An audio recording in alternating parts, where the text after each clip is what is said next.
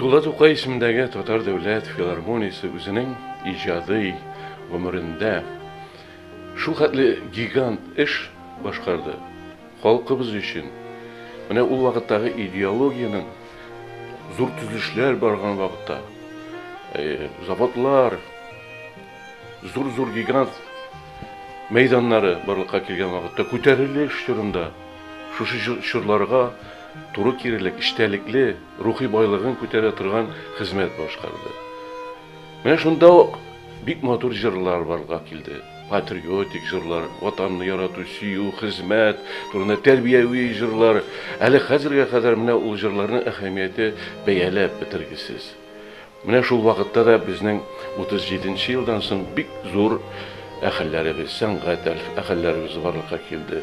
Җырчыларыбыз күтәрелделәр. Композиторларыбызлар барлыкка килде. Классик әсәрләр туды. Без шулар нигезендә хәзердә бай иҗади менә шушындый зур эш башкардык һәм шул нигездә хәзердә хезмәт итәбез. Менә әйтәсем килә шуны, мин бары тик уңышлар гына телим үзебезнең филармониягә. Ул хәзердә зур эшле коллективлар, зур коллективлар бар. Горурланып эшләрлек эшләребез бар. Бездән булачак, бездән соң булачак, буыннар да шушлай минем кебек әйтик, горурланып сөйләрлек эш башкарсын дип уйлыйм. Аннан соң инде зур юбилей уңаеннан ничектер үзебезнең халкыбыз өчен горурлык хисләре белән янып үзем язган бер шигырем бар. Шуны сөйләсәм, бәлки уңышлы килеп чыгар дип уйлыйм.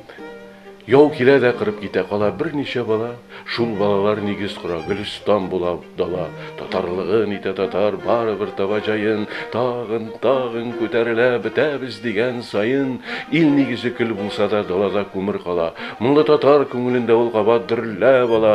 Татарлыгын итә татар, барыбер таба җаен, тагын күтәрелә беттек бит дигән сайын, дөньяларның асты үскә килгән чаклар күп була. Берәүләр аска киткәндә татар үскә омтыла. Кыйбласы якты халкымның. Шанлы үткән еллары, без түгел кемнеңдер кылы, без Худайның уллары, көрәшә торганнарда һәм җиңә торганнары.